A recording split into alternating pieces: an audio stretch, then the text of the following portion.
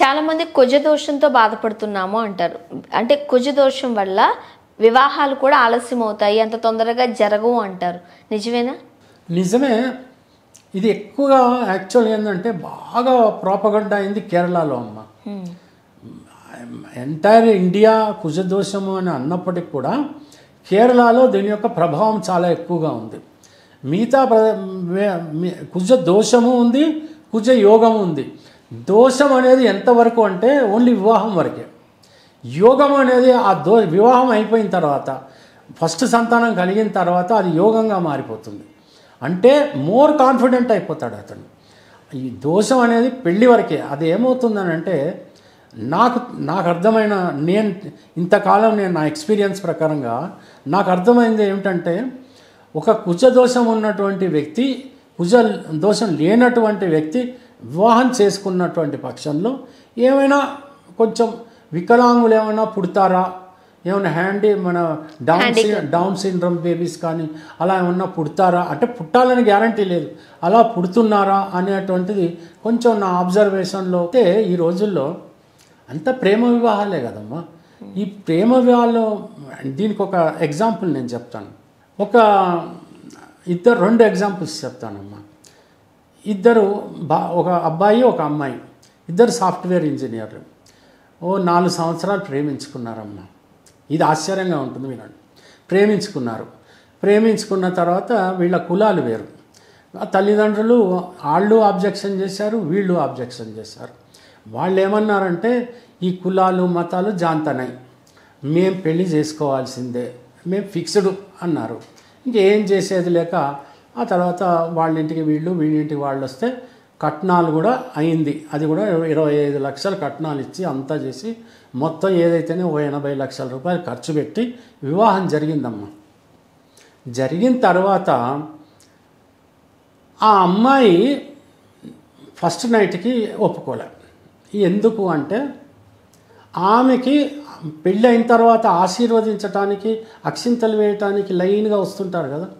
అయితే అక్షింతలు వేసే వాళ్ళలో ఒక రెడ్ షర్ట్ ఒక ఆయన కనపడ్డాడు. అతన్ని చూడగానే ఆమెకి పూర్వజన్మలో నేను భార్యాభర్తలమని ఆమెకు అనిపించిందట. అనిపించి ఆ తర్వాత ఇతను కాదు, ఇతను విడిచిపెట్టేస్తాను అన్నమాట. సో అల్టిమేట్లీ ఆ ఇంటి వాళ్ళు ఒప్పుకోకపోతే నా దగ్గరికి వచ్చి, ఇలాగా మా పరిస్థితి ఇలాగుంది అది ఇది అంటే, నేను ఒకటే చెప్పాను, చూడమ్మా, ఈ పూర్వజన్మ ఇవన్నీ సినిమా, ఇది యథార్థంగా ఇది కాదు, అసలు మీ జాతకాలు ఇవ్వండి అని అన్నాను. అప్పుడు నేను చూసిన తర్వాత అక్కడ ఎలా ఉందని అంటే, అద్భుతంగా కలిసింది.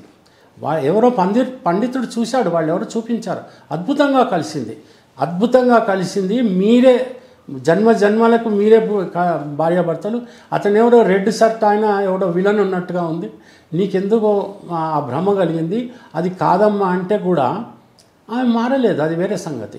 సో అల్టిమేట్లీ ఏంటనంటే, ఇట్లాంటి పరిస్థితులు ఈ రోజున మనం చూస్తున్నాం. ఇప్పుడు కుజదోషం లేదు అని వీటి గురించి ఆలోచించాలంటే భయం వేస్తుంది. ఇంకొక ఎగ్జాంపుల్ చెప్తానండి. చాలామంది ఏం చేస్తారంటే, పెళ్ళికి ఈ పొంతన అనేది చూస్తారు. పొంతన చూసినప్పుడు ఏం చేస్తారంటే, పెళ్ళి అద్భుతంగా కుదిరిందా లేదా, ఓహో బేసిక్గా కుదిరింది, అద్భుతం, ఇంకేముంది, ఇది తార కలిసింది, ఇంకా భకుటం కలిసింది, అన్నీ కలిసినాయి, గుణాలన్నీ కూడా 18 దాటేసినాయి, 36కు 30 వచ్చేసినాయి, ఇక ముహూర్తమే ఆ తరువాయ అనే పరిస్థితిలో చెప్తారు. ఇట్లాగే ఇదే సాఫ్ట్వేర్ ఇంజనీర్లు ఇద్దరు ప్రేమించుకున్నారు. ఒక 3-4 సంవత్సరాలు ప్రేమించుకున్న తర్వాత ఒక కులం వాళ్ళు ప్రేమించుకున్నాక వాళ్ళు ఒకరినొకరు తర్వాత ఏదో చెప్పుకుంటే వివాహానికి ఓకే అంటే ఓకే అనుకున్నారు. కొద్ది కాలంలో వివాహం జరగాలి. అయితే అమ్మాయికి సంబంధించినటువంటి అమ్మాయి తండ్రి ఫ్రెండ్ ఎవరో ఒకసారి శెట్టి గారికి చూపిస్తే బెటర్ ఏమో, ఏదైనా కరెక్షన్స్ ఉంటే చేస్తారు కదా అంటే, అవునా అనుకుని నా దగ్గరకు వస్తే చూసిన తర్వాత ఈ యొక్క జ్యోతిష్యులు అంతా చెప్పింది 100% కరెక్టు, కానీ పెళ్ళి అయిన మరుక్షణం ఈ అబ్బాయి చనిపోతాడని చెప్పాను. అబ్బాయి ఉండడు, ఇతను నా దృష్టిలో అప్పుడే చనిపోతాడని చెప్పాను. అప్పుడు సరే అని చెప్పి అతను చాలా దీనంగా వెళ్ళిపోయి అతను అలాగా ఉండి ఏమో ఇలాగని చెప్పారు శెట్టి గారు అది అంటే ఆ పిల్లవాని యొక్క తండ్రి వాడెవడు ఆ జ్యోతిష్యుడు వాడిని లారీలోకి ఎక్కించి కట్టేసి వాడిని ఊరంతా తిప్పి వాడిని చావబాధితే కానీ బుద్ధి రాదు వాడికి అని చెప్పి నన్ను తిట్టి మొండిగా వాళ్ళు పెళ్లి చేశారమ్మ ఒక చోట. పెళ్లి చేసిన తర్వాత అక్షింతలు వేసే టైం వచ్చినప్పుడు ఇద్దరు పిల్లవాడి యొక్క తల్లిదండ్రుల కాళ్ళు మొక్కారు. 5 అయిపోయింది తతంగం. ఇంకో తతంగం పిల్ల యొక్క తల్లిదండ్రులు కాళ్ళు మొక్కారమ్మ. పిల్ల లేచింది, పిల్లవాడు లేవలేదు, పడిపోయాడు.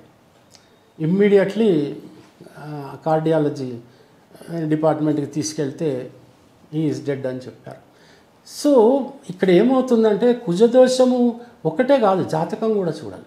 అంటే ఇక్కడ మీరన్న దాన్ని బట్టి చూస్తే ఆ పెళ్లి వల్ల హార్ట్ అటాక్ వచ్చిందా, లేదు పెళ్లి కాకపోయినా ఆ టైంకి అది కలగలేదు, అది చూడలేదు. అంటే ఆయువు ఉందా లేదా అది చాలా ముఖ్యం.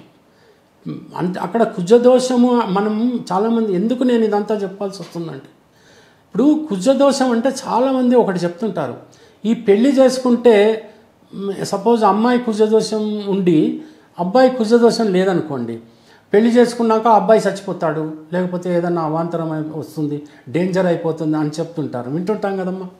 నేనేమంటున్నానంటే అట్లా ఇప్పుడు అతనిలో అద్భుతమైనటువంటి ఆయువు ఉండి మంచి యోగాలు ఉండి అన్నీ ఉన్నాయనుకోండి, ఈ కుజదోషం వల్ల అతను ఎందుకు చచ్చిపోతాడు? లేదు, కొంతమంది ఆశ్లేష నక్షత్రము అత్తమామలకు డేంజరు, పెళ్లి చేసుకోగానే అత్తనో మామనో ఏదో అదంతా కూడా ఉంటుంది.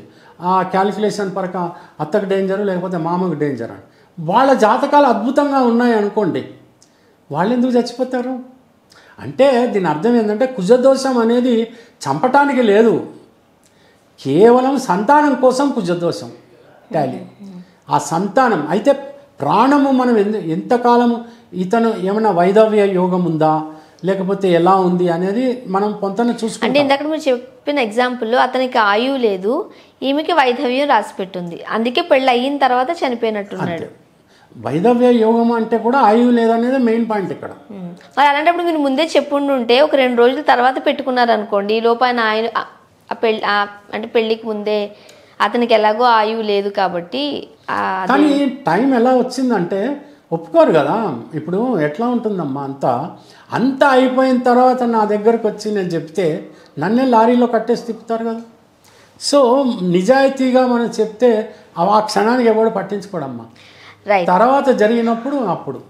కొంతమందికి చూడండి తరచుగా ప్రమాదాలు జరుగుతూ ఉంటాయి, ఒక 2-3 సార్లు ప్రమాదం జరుగుతుంది, ఆ తర్వాత అన్ఫార్చునేట్లీ వాళ్ళకి ఆ మృత్యు వస్తూ ఉంటుంది. కొంతమంది తరచు ప్రమాదాలు జరుగుతూ ఉంటాయి బట్ బయటపడగలుగుతారు. మరి ఇలాంటి వాళ్ళకి ఇచ్చే పరిష్కారం ఏంటి? నేను ఒకటే చెప్తాను, ప్రమాదాలు అంటేనే గరుడమని, అదొకటే పరిష్కారం. రెండోది ఏంటనంటే ప్రమాదాలు జరుగుతాయి, తరచుగా జరుగుతున్నాయి సపోజ్ అనుకుందాం, అప్పుడు మనం చేయాల్సింది ఏంటి, మహామృత్యుంజయ మంత్రం చదువుకోవటమే. లేదా భయపడుతున్నాను ప్రమాదాలు జరుగుతాయేమో అని భయం అవుతుంది, మహామృత్యుంజయంతో పాటు హనుమాన్ చాలీసా ఇట్లాంటివన్నీ ఎప్పుడు కూడా స్పిరిచువల్గా మన మంత్రం మనమే చదువుకోవాలి. నాకు ఇబ్బందిగా ఉంది, నేను హనుమాన్ చాలీసా చదువుకుంటున్నాను, కొంత నాకు ఒక పాజిటివ్ ఎనర్జీ క్రియేట్ అవుతుంది.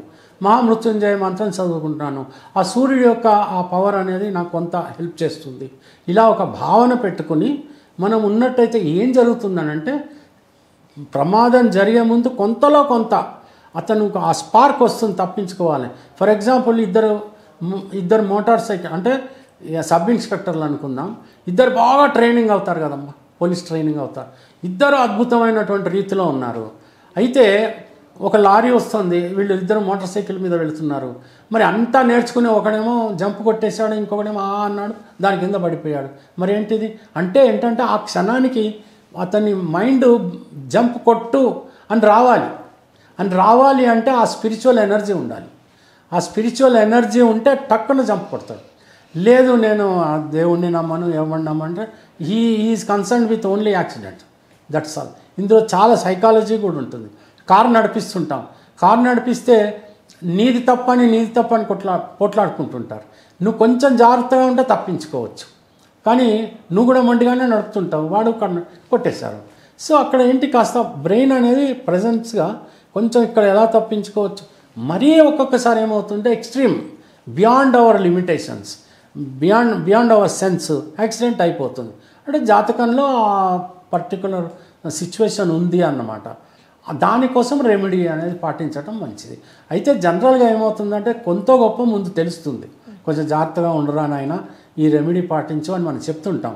అక్కడ కొంచెం జాగ్రత్తగా ఉంటే, అయితే ఎప్పుడు అంటాడు వాడు, ఆ ఎప్పుడు అనేది కూడా మనం చూచాయిగా ఈ పీరియడ్లో కాస్త జాగ్రత్తగా ఉండాలి అంటాం. అన్నప్పుడు ఏం చేస్తాడు, కొంత అతను జాగ్రత్త పడదు. ఎలా జాగ్రత్తగా ఉండాలి, ప్రతి క్షణము ప్రతి నిమిషము జాగ్రత్త అనుకుంటూ నడవలేడు. అప్పుడు ఏం చేస్తామంటే ఈ రత్నాలు ఏవి ఇటువంటివి కూడా సపోర్ట్ ఇస్తాం.